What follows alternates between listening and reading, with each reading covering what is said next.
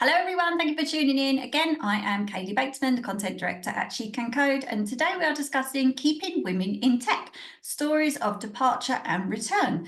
As the tech industry faces a looming talent shortage, the exodus of women from the field poses a critical challenge. Statistics reveal a staggering 50% dropout rate among women in tech aged by the age of 35, exacerbating the need for retention strategies.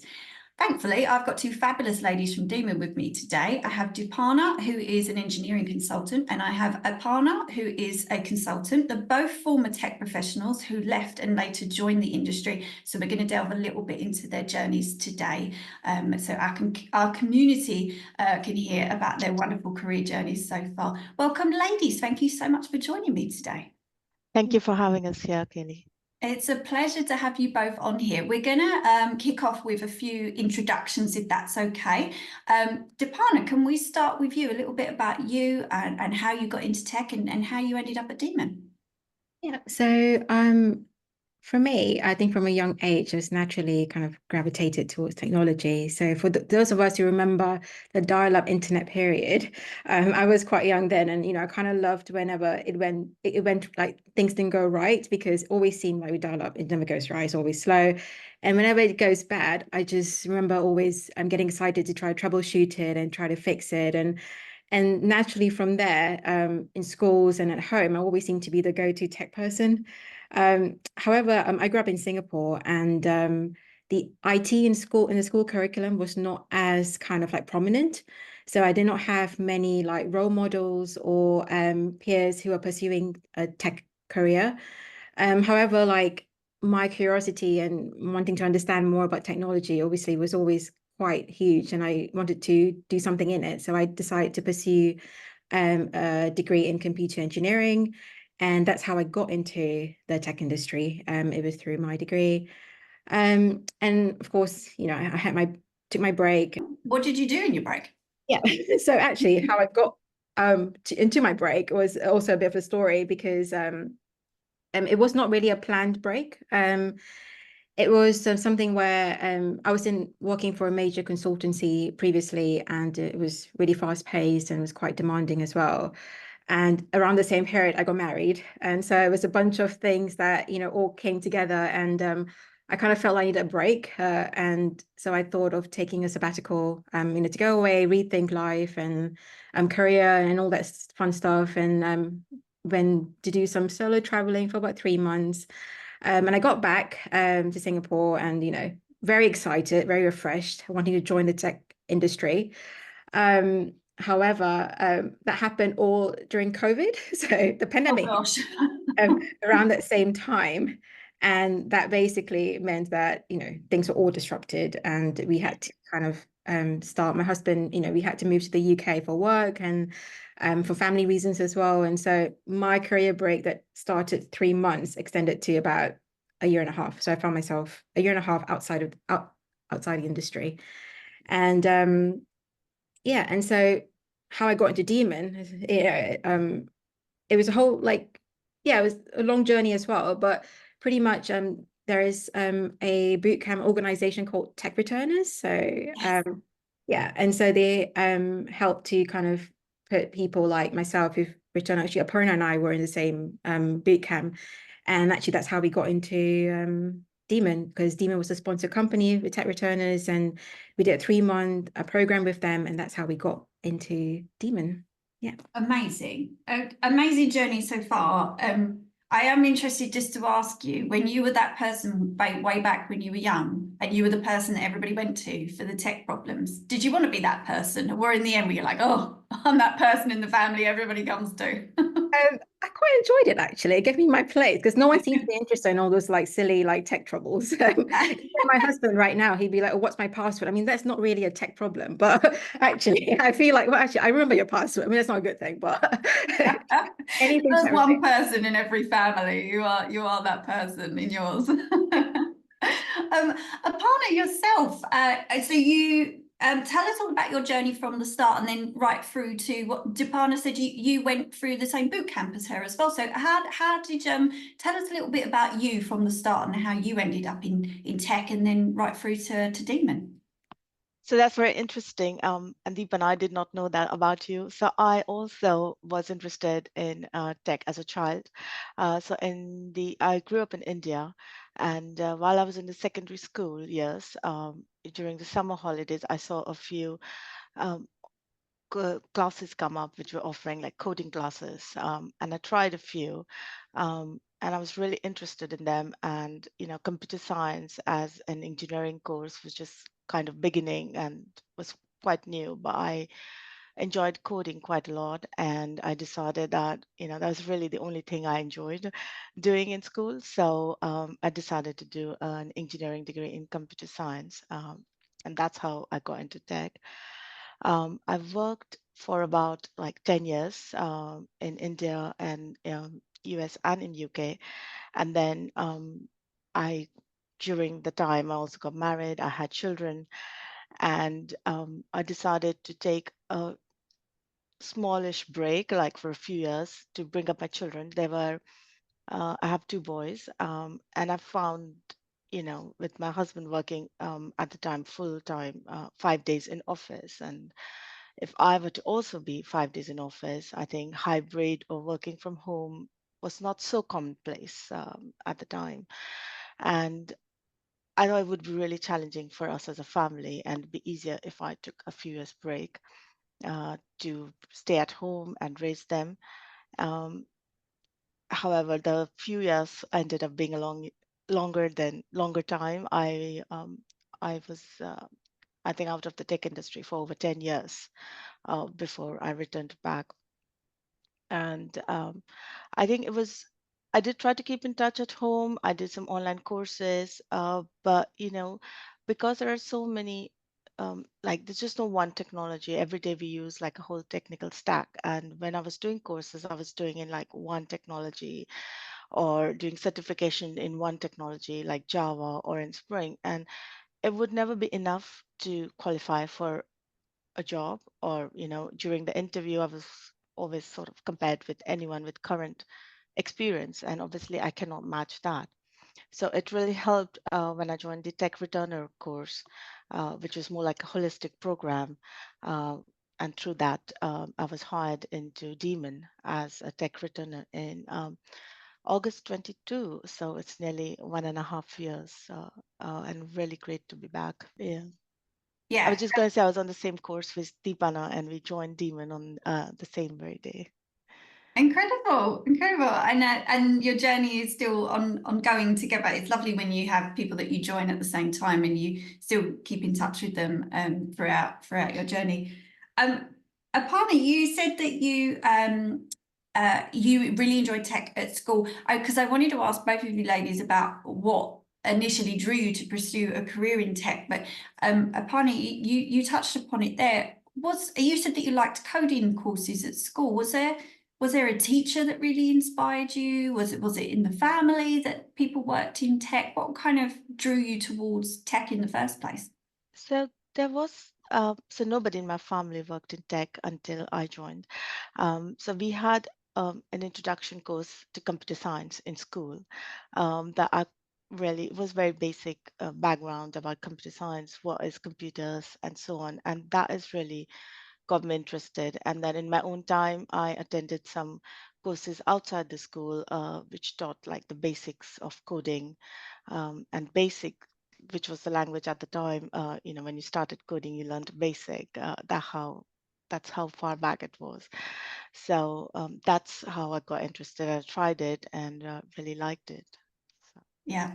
Deepana, was yours the same? I mean, you said that your family all came to you for tech related problems, but was there someone at school that kind of inspired you in that direction, or I mean, a lot of ladies on our podcast say they're not really encouraged at school, or they don't feel like taking a computer science degree, for instance, is something for them because they don't see that at school. Was that the case with you? Yeah, definitely.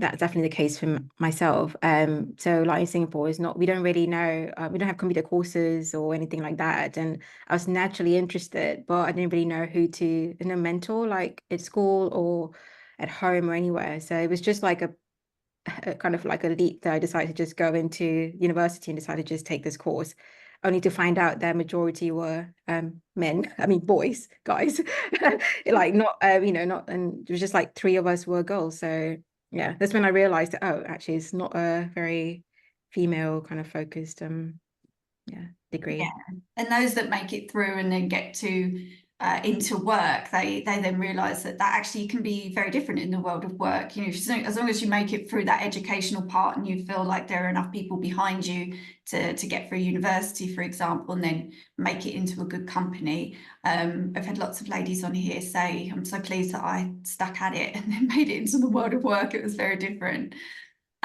Both of you ladies have spoke a little bit about your reasons and the decisions to leave the tech industry at the time. I just wanted to touch upon that a little bit more because I've had a few guests on here when they make big life decisions like that. They share that it's not something to take lightly. I mean, Aparna, you left because you had your children and you became a parent and you made that decision as a family unit to do that. And I take it at the time for you that was quite a hard decision to think, I need to do that now, but you were probably thinking as well, how in the future, how will that affect me in the future and going back. And can you tell us a little bit about, that time for you and making that decision? Yes. So to be honest, at the time, I did not think it would be for so long. So at the time, it was a temporary decision. It was maybe for a year or two when the children were like really young. I needed more. I wanted to be there to give them more attention.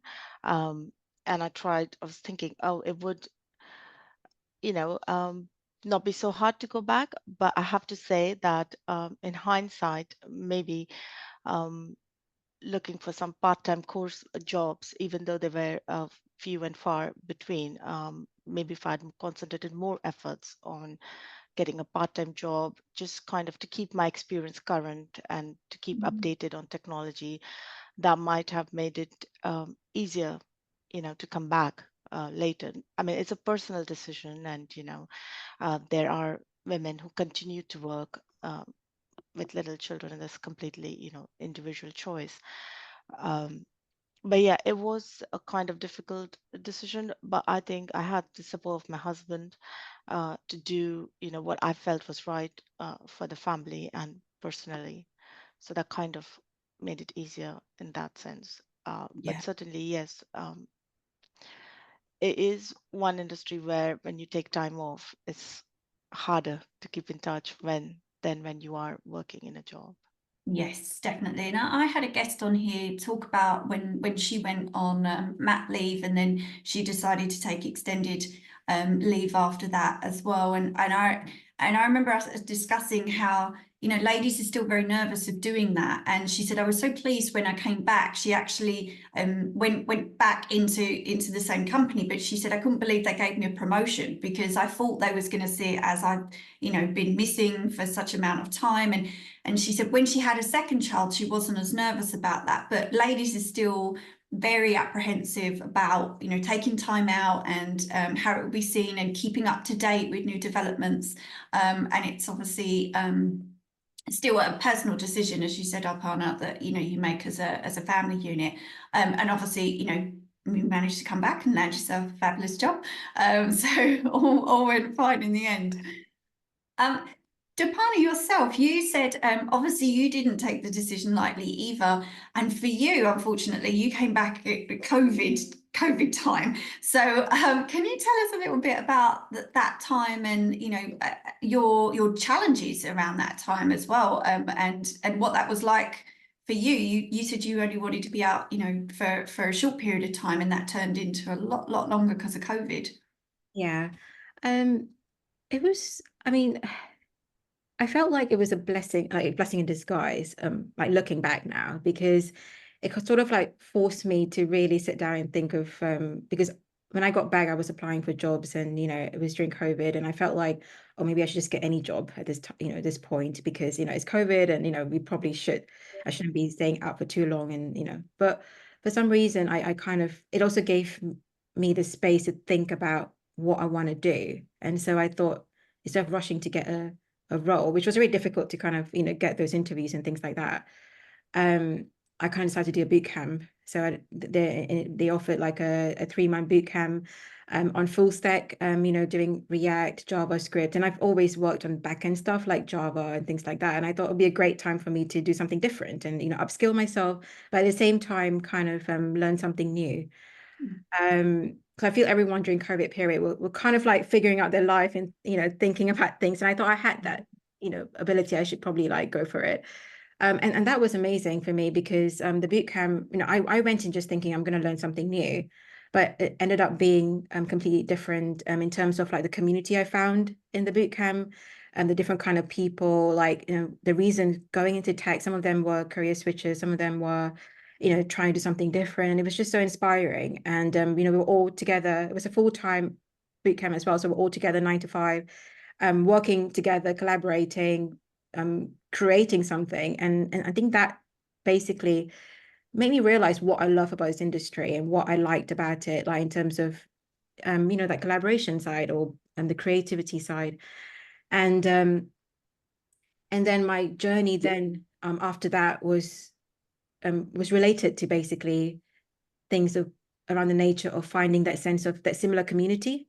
So after I completed the boot camp, I joined a startup, a tech startup, that was had this had similar kind of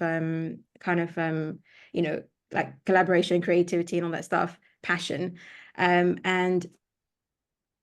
then I relocated to the UK. So after the startup was when I relocated to the UK, and then similar sense, I was like, that's how I found tech returners, was just basically, instead of just like applying for roles, I was just specifically trying to find a company where I could actually, that aligns to my values and beliefs.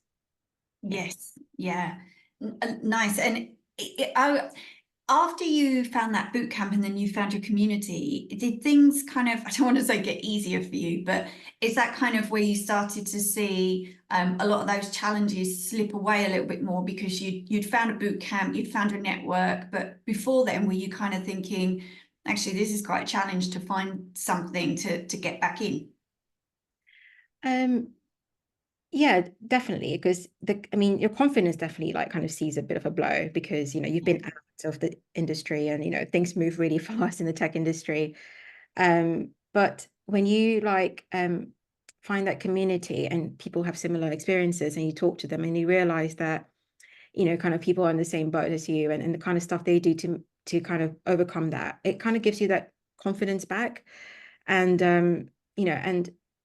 and apart from the confidence, also the industry doesn't make it so easy for us as well, because if you were to look into job portals and, look at job descriptions of jobs, you see like, lots of different kind of acronyms, technologies, and you just don't even recognize some of them. And that kind of puts you off as well, because you're thinking, well, maybe I need to know all of this stuff before I, even apply for a job. And, so yeah, it's not definitely like something that, took a lot of hard work to kind of get to that stage to even apply and then go for the interviews and then kind of get a job. Yeah, definitely. Aparna, is that something that you would agree with? I know you mentioned previously about, suddenly when you want to come back into the industry, and having all of those skills that are suddenly needed for jobs in the area that you want to work in. Is that something that you struggled with? And I suppose echoing what Deepana said about your confidence being knocked as well. How was that? Yeah, absolutely. I think because if you are studying by yourself or even if you're doing courses, what you cannot compete with is someone who has up-to-date experience, who is actually working on a project. And you kind of need some acceptance from the employer to hire you as a returner. And I think that wasn't the case a few years ago. There were very few like returner positions or returner programs.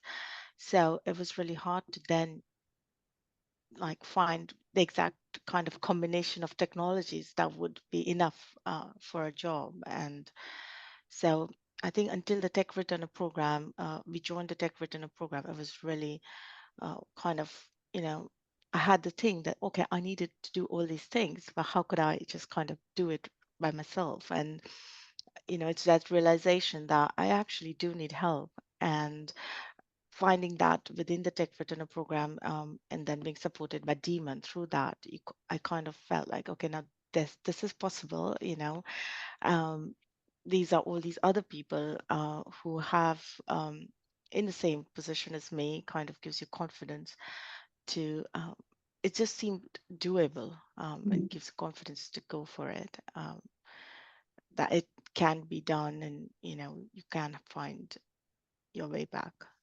Definitely, yes. And hearing other people share that as well, that other people have done something similar, can help so many people. That's why this podcast was started, as well, to share stories of people that have lived it and breathed it. And one of our most popular podcast episodes on here was retraining in your 30s.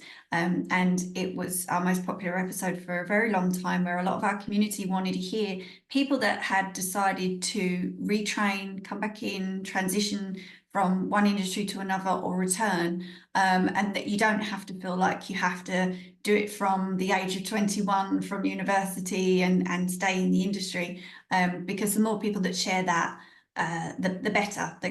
Like you said, just hearing that people are there and they're supporting you, and that it can be done. In terms of, I mean, you both mentioned tech returners. Deepana, you mentioned a little bit about finding your community. And were there any other strategies or support systems that helped facilitate your re-entry into the tech field? Did you have any other communities or networks that you worked with along the way? Deepana, yourself, were there any other resources that helped you along the way?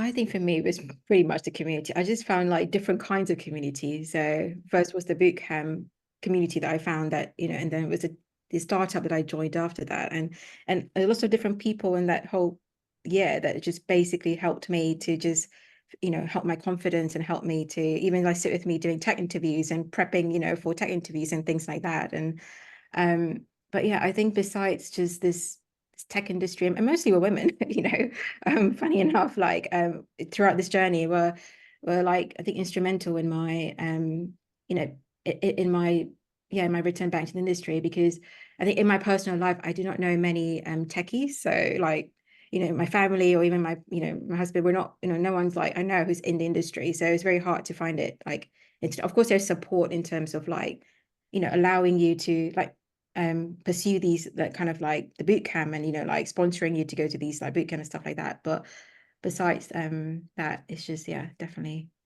I met some people. Yeah, finding a mixture of people within good communities to support you, so important.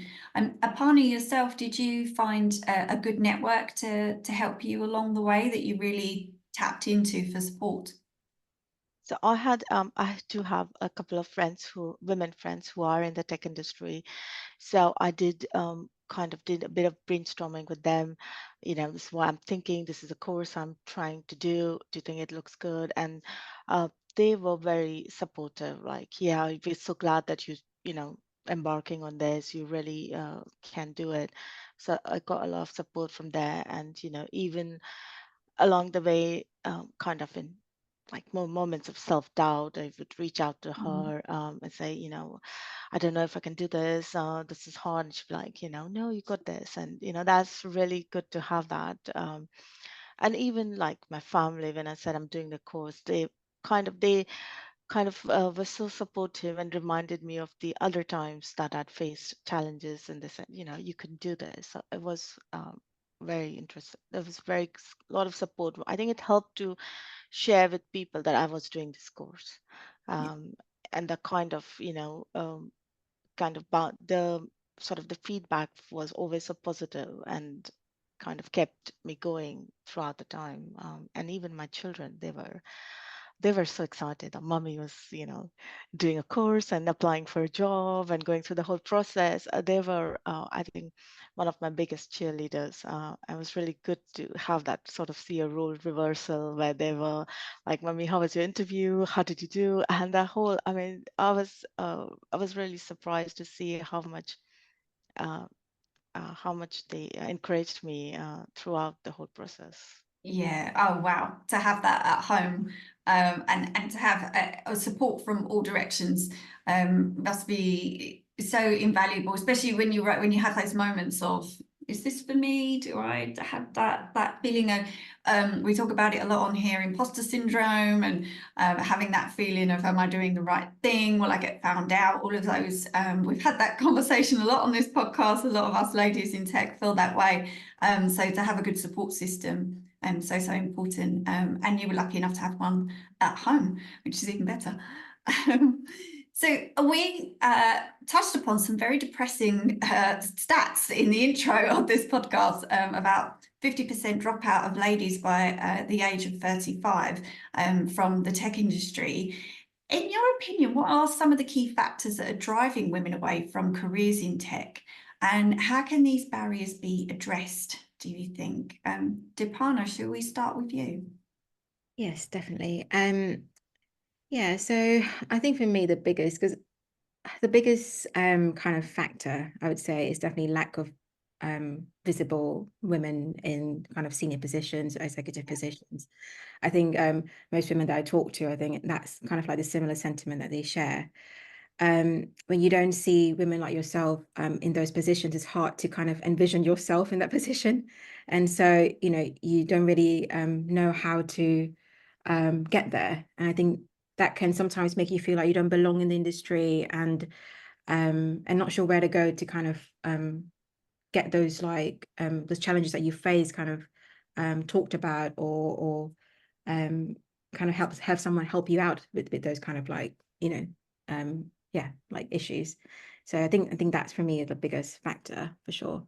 And in terms of like addressing these factors, I think addressing that kind of visibility when it comes to women in tech, I think definitely through like mentorship programs. I think companies, if they can recognize that, if they want, because there's a lot of companies who are trying to get more women into tech and into their spaces.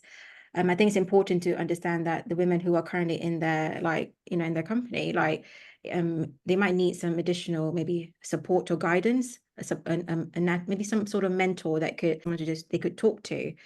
And what I found like that really helped me was because Daemon actually sponsored me to go to the Women in Tech event last year at Silicon Roundabout 2 years ago. That was the first time I actually attended a women only conference, and to just go there and see like just full of women engineers and actually speaking to them and finding out that most of them share the same kind of feelings that I do, which is something that I don't really get to my day-to-day kind of working life, was really valuable. And I think that's when I realized that no, actually I do belong in this industry. I just belong in a different part maybe, or in a different, a different kind of and there are some companies like Daemon, for example, definitely, where they really care about improving diversity and that's therefore they, send us to all these like events. So I think, yeah, companies sponsoring women to go to these events to get inspired so that they could take away all the learnings they get from these kind of events and bring back to the company and help improve the company's culture, when it comes to the women in tech culture in a company, to improve that. I think, yeah, definitely. Definitely, yes. And there are some really good companies out there that understand that and just know that if they've got good talent and they've got good women in tech talent, that you have to retain that and you have to make an effort to retain that as well. For instance, sending you to Women in Silicon Roundabout, which we attend as well. It's a brilliant conference. I totally agree with that. That you get to meet lots of other ladies that are, in the same position, and you hear their stories, and you think, oh, God, thank goodness it's not just me that feels that way. But yeah, be lucky enough to have been invited along to see that and see other ladies that are in similar positions doing similar things, and to inspire you as well as to where you want to go next, what position you want to move into next. That gives you lots of good ideas. Aparna, yourself, what do you think are some of the key factors that are driving women away from careers in tech? I think I agree with everything Deepana said 100%, especially about having mentors. The other thing I find is, it's just one of the reasons that forced me or kind of pushed me to take a break is, when not having flexible working. I mean, it is changing now, but if we're having being in the office all 5 days for both the partners would be hard, I think, on both the parents. So definitely, that is one reason I think a lot of women do end up taking career breaks, and then returning back could be challenging, as I found. Uh, but what it would help is if, which we have a lot of it now, especially post-COVID, which is hybrid working and flexible working, as well as options to work from home remotely. Um, because even though things are changing, for most people, women are the primary caregivers of the family. So, to have that little bit more flexibility to have a work-life balance really helps in terms of hybrid working, especially. And I think it needs to be offered to both the parents, because it's not fair to expect the women to work flexibly and look after the family, but it would also need the other partner, the father, also to be able to do that, to be able to support his partner, and then together they both can thrive in their careers. So I think, for me, in addition to everything that Deepana said, flexible working, hybrid working is really important to retain women in technology. Definitely. And a few guests that we've had on this podcast have said when they became parents and they were offered flexible working, they actually became very loyal employees because they thought, you know what, I'm at a good company that is making sure that I have a good work-life balance. And actually, they stay around for longer. It's not like hiring perhaps a graduate or someone that's been in work a couple of years and they might job hop. A parent that is offered, flexible working will stick around and think, you know what, I'm gonna be here for some time because I've landed myself in a company that allows me to have hybrid working, for instance. Is that something that you felt, I've got it good and I've got what I need to be Yeah. a good parent and to have a good career? Yeah, totally. I completely agree with you. I mean, flexible working would be the top of my list, in my current job. I mean, especially with Daemon, we have flexible working. We have also have hybrid working. It's a remote first company. So, and even on the days that if you do have a meeting in the office, but you can always schedule it around any other life events if it happens. So that's very important. And I've seen that even with my friends, they have chosen to stay in their current jobs, largely because they feel that they needed the flexible working, and that is something that they cannot compromise on. Yes, definitely agree on that. People want to stay put. And again, good companies just knowing how to retain good talent. We touched upon this a little bit already, ladies, but I wanted to ask you a little bit about what you think the tech industry can do better to support and retain women in their careers. Deepana, actually, you both touched upon mentoring programs. I suppose that's one area that can help and retain women in the tech industry. Deepana, is there anything else that you think the tech industry could be doing better to support women in their careers? I mean, apart from mentorship, because I think that's something that personally I do feel that, when I talk to women, I think that's the biggest thing. But apart from that, maybe I think when it comes to, there are great conferences and, women in tech only conferences, which is great. But sometimes I feel it's always centered around if you go to women in tech conference, you're going to meet women in tech. But Yep. comes to other IT industry events, sometimes you might not see that kind of representation. So, for example, if you want to go to a particular technology conference, you might not see that representation on panels or, things like that. So just kind of the industry being aware of the importance of putting women on these panels and in these would really help, I believe. Yes, definitely. I completely agree with that. And there is still that conversation around, you still see it on social media where somebody will send out a picture and say, you know what, this was an all-male panel. Did the organisers perhaps consider a female on this panel? Thankfully, that is changing a lot, but I agree, there are still lots of tech conferences where perhaps they haven't considered diversity in their speaker panels. So you're right, just companies being a little bit more aware of representation on their panels is a really good point.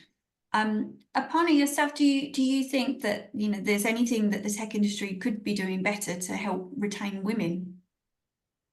I think one of the things I found is there are a lot of interesting talks happening, but there are a lot of them are after hours, and I think it would be more it would be maybe improve attendance from women if these were more held during working hours. I think to be able to attend them, after all, it is related to work. So again, going back to the point about um, being the caregiver of the family, I think attending um, after work talks and things I think they are scheduled after work so that people can complete their work and attend. So it's kind of um, I personally would feel I can participate more if there were more of these talks held during business hours. Definitely, yes, that is such a good point. And I remember speaking to a few female politicians who said the same about working in their industry as well. And why is it that all of the events are held after work? And they said that more of us in politics would be going to these events if they were held during the working day. But I agree. I think that's an issue in lots of industries as well, where perhaps companies don't quite consider that, those that are caregivers, whether that's children or they're caring for somebody else, could, really do with going to the events in their working day instead of afterwards. You're absolutely right. That's a really good point. Ladies, we're nearly out of time, and I just wanted to ask you, as two ladies that have done it and come back and have been successful in returning to the tech industry, what advice would you give to women who are considering returning to the tech industry after a hiatus? Deepana, should we start with you? Do you have any advice of what you would give? Anything you wish someone had told you? Yes, definitely. I think for me, the biggest kind of advice would be if when you're returning to tech, to be really careful about the kind of job opportunities that you consider. I think it's important to choose an environment that really celebrates and values you as a returner, because if you join a workplace that doesn't understand your value, because as a returner, you have you're more experiences in different areas that could be really valuable for the company. And so if you were to really be careful with that, then I think it would really help with your success in your new role. And I think the next thing, of course, I've been touching a lot about the community. I think finding a community is so important. Don't feel like you have to do it on your own.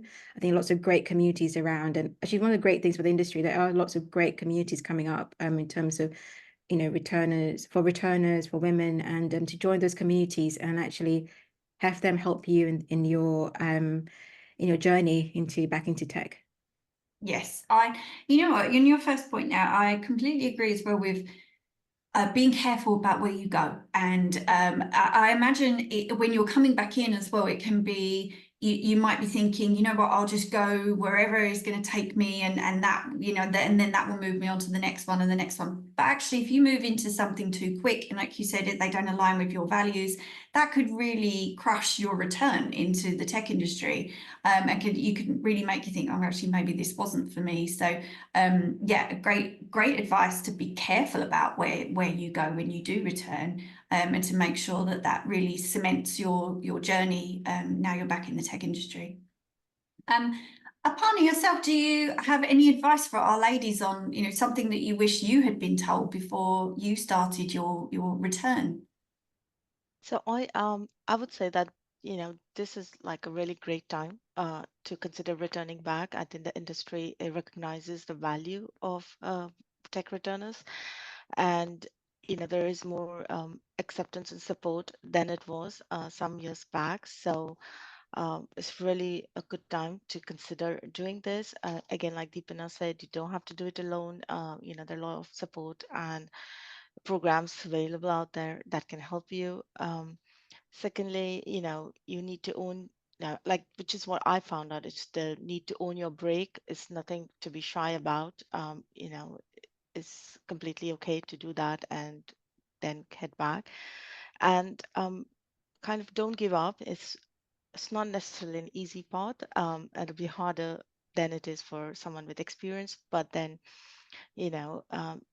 this is really a good time to try for it, and to just keep applying and finding till you find the employer who is the right match for you.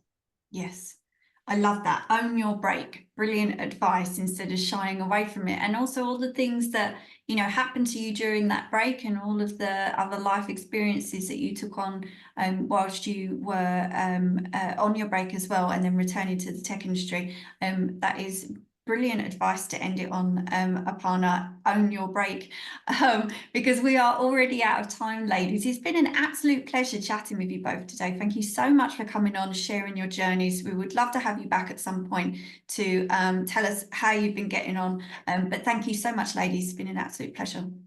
Thank you so much for having us. Thank you for everybody listening as always. Thank you so much for joining us, and we hope to see you again next time.